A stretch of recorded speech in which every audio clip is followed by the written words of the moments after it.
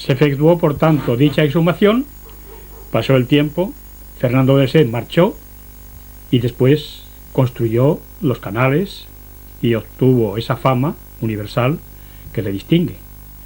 Y distingue también a Churriana, que albergó a un personaje tan excepcional de renombre universal. Tenemos también entre los libros sacramentales y parroquiales de Churriana otros libros muy interesantes que no son sacramentales, sino que son, por ejemplo, la famosísima Cofradía del Rosario, que existió en Churriana. Tenía y tiene sus constituciones, libros de cuentas, libros de cabildos, libros de reuniones y de acuerdos, a partir del año 1726. Es un libro muy sabroso, porque repasando sus páginas se ven los nombres de las personas que fundaron la cofradía, el párroco, los cabildos que celebraban, las conclusiones a las que llegaban, los acuerdos que tomaban. Por él se ve cómo la vida cristiana de Churriana era una vida muy notable y muy invadía todo el ámbito del pueblo. Era muy interesante. Todo el mundo participaba. Hay también libros de constituciones, es decir, reglamentos, normas, cabildos, cuentas, de otra cofradía importantísima que existía en Churriana, a la cual pertenecía todo el mundo, como en los demás pueblos del obispado, que era la Cofradía de las Benditas Ánimas. Era una cofradía también muy interesante, con una vida muy próspera y con una actividad muy grande, porque su actividad se extendía durante la vida de los cofrades, de los hermanos, pero después de la muerte también, para obtener limosnas con que sufragar los sufragios, las misas, las devociones en favor de las benditas almas del purgatorio. Hay libros también de inventarios, muy curiosos, porque los libros de inventarios parroquiales nos dicen las imágenes que había en Churriana, los retablos, las pinturas, los cálices, la custodia, los misales, los ornamentos litúrgicos, siempre bonitos, siempre preciosos, con que se celebraba la misa dignamente y con esplendor que realmente gustaba a los que participaban en ella.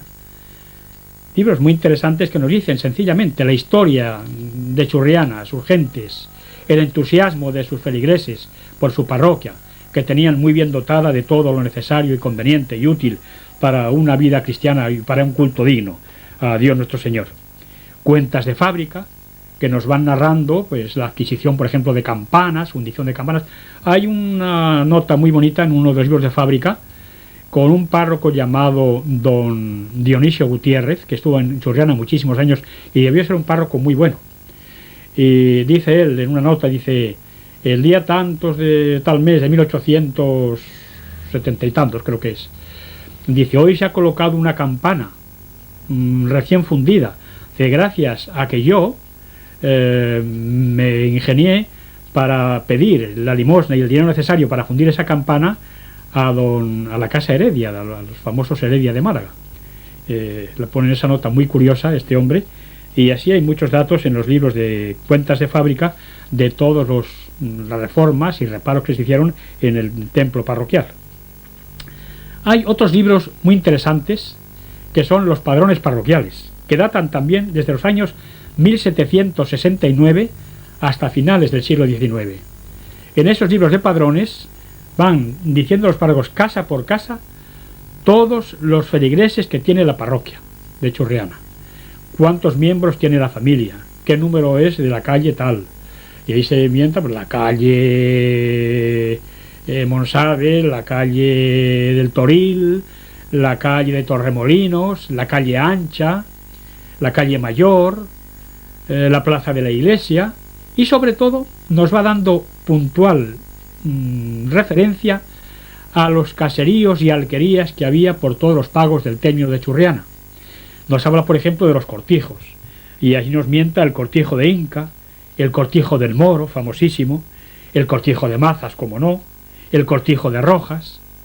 Va diciéndonos los cortijos que hay por todos los pagos de Churriana, e incluso los molinos, los famosísimos molinos que había en Churriana, el molino del Rosario, el molino Alto, el molino, no recuerdo, pero Linares. Son sí, muchísimos nombres muy interesantes. El molino del Moro, el molino del Moro también, el padrón justamente de ese año o de estos años que Torremolinos pertenecía a Churriana. Pero es que además se repiten todos esos molinos en los distintos padrones, porque los párrocos tenían obligación de hacer padrón parroquial todos los años, por la Pascua. Después de Pascua Florida, tenían obligación de hacerlo para recontar cuántos feligreses habían cumplido con la obligación de cumplir con Pascua y quiénes no, para avisarles, reconvenirles cariñosamente para que cumpliesen con un mandamiento de la Iglesia.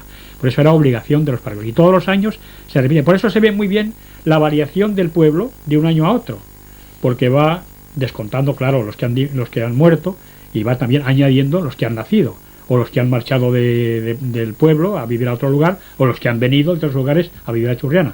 Las variaciones que hay en el alza o baja de la población se van registrando perfectamente. Muchas más cosas podríamos decir. También hemos grabado con nuestras cámaras un libro muy interesante sobre los repartos que tú nos dejaste. Ya los has visto estos libros en varias ocasiones, amigo Cristóbal, que son los libros interesantísimos. Son los libros llamados de los repartimientos, o mejor dicho, de la reforma de los repartimientos. Libros que tengo yo estudiados en mi libro publicado, que tú conoces muy bien, que es mi tesis doctoral, sobre la historia de Málaga en el tiempo de la Reconquista por los Reyes Católicos. Estos libros de los repartimientos, como ya hemos dicho otras veces, son libros donde se recogen los repartos de tierras y casas que hacen los reyes a todos los que vienen a vivir en Málaga o en sus alrededores, concretamente en Churriana, o también a las personas que han participado en la guerra, aunque no se queden a vivir en Málaga. Han participado, merecen su recompensa y los reyes se lo dan. Son los famosísimos libros de los repartimientos que habéis visto en el archivo. Estos libros pertenecen al archivo catedralicio, no al archivo diocesano. Allí, en esos libros, figura Churriana. Son libros que datan del año 1488 en adelante, hasta el 1497, que termina la reforma de los repartimientos. En esos libros sale el nombre de Churriana, si te digo que unas 200 veces, quizá me quede corto, con su propia grafía, Churriana. Dicen la alquería de Churriana, lo llaman la alquería, no cortijo, sino alquería. Churriana era una población pequeñita, era una alquería, pero era Churriana y ya era parroquia también, como te he dicho antes, a final del siglo XVI. Sale por muchos motivos, porque las mejores tierras que se dieron en los repartimientos radicaban en Churriana, en el valle de Churriana, en el valle de Santa María y en otro valle que llamaban el Valle de Cámara, la tierra de Cámara, que no sé exactamente dónde estaba, no estaba aquí cerca. El Valle de Santa María sí, el Valle de Santa María creo que es un valle que hay entre Alaurín y Churriana, un valle muy rico. Pues ahí y en Churriana, en lo que es propiamente Churriana, y concretamente donde hoy son las pistas del aeropuerto, estaban las mejores tierras que asistieron a los personajes más importantes. En esos repartimientos está, por ejemplo, cómo se reparte lo que hoy día es la finca del Retiro, a una persona muy importante que fue el primer obispo de Málaga, don Pedro de Toledo. Mucha gente cree que ese retiro parte desde el dominico Fray Alonso de Santo Tomás. Pues no, anteriormente hay un obispo que es don Pedro de Toledo y era suya, lo rigió por repartimiento, porque era limosnero mayor de los Reyes Católicos y obispo de Málaga, y como tal vecino de Málaga y obispo le corresponden unos repartimientos y le correspondió eso. Después sufrió muchas mejoras y muchas vicisitudes hasta llegar a Fray Alonso de Santo Tomás, con el cual adquiere un esplendor inusitado que todavía llegó a nosotros con los jardines y las edificaciones de esa época. ¿Y qué más te voy a decir? Que sería interesante el seguir todos estos libros punto por punto y ver los pagos que nos describen, las limitaciones que hacen de las fincas, los arroyos con agua de que nos hablan, con corrientes de agua continua, no como ahora que ya están los arroyos y los cauces secos. Entonces había un agua continua que movía los molinos continuamente.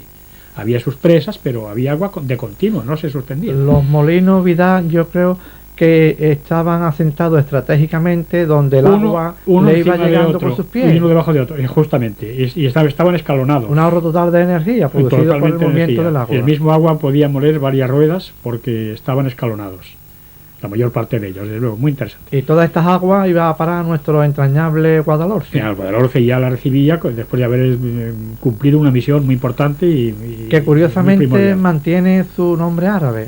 Guadalhorce, como todos los ríos son de Andalucía, hay muchos que no son de Andalucía. El Gua siempre es notable, es distintivo de nombre árabe, por supuesto. Bueno, pues no se me ocurren más cosas de momento, sino que esto valga para estimular a todos los habitantes de Churriana, primero a querer a su pueblo, a conocer su historia, para así respetar al pueblo y engrandecerle, y limpiarle, y restaurarle, porque es una auténtica joya. Protegerle, mimarle. Porque una auténtica joya, como tú dijiste en su día, frase que ya se ha abierto paso y se ha hecho célebre en toda Andalucía. Pues nada más, amigo Cristóbal. Pues, gracias, don Vidal González Sánchez, por la buena acogida que siempre nos dispensa y el habernos permitido que hayamos entrado con nuestras cámaras en este lugar tan entrañable y querido como son los archivos de la Catedral de Málaga, y de sus ricos fondos, concretamente del archivo diocesano, hemos podido extraer, con tu permiso, una serie de documentos y libros que han quedado plasmados en nuestro caminar viajero realizando este documental de un rincón tan querido para nosotros, en el cual nacimos unos y otros viven porque lo eligieron libremente, como tú y tu mujer, desde hace mucho tiempo en él.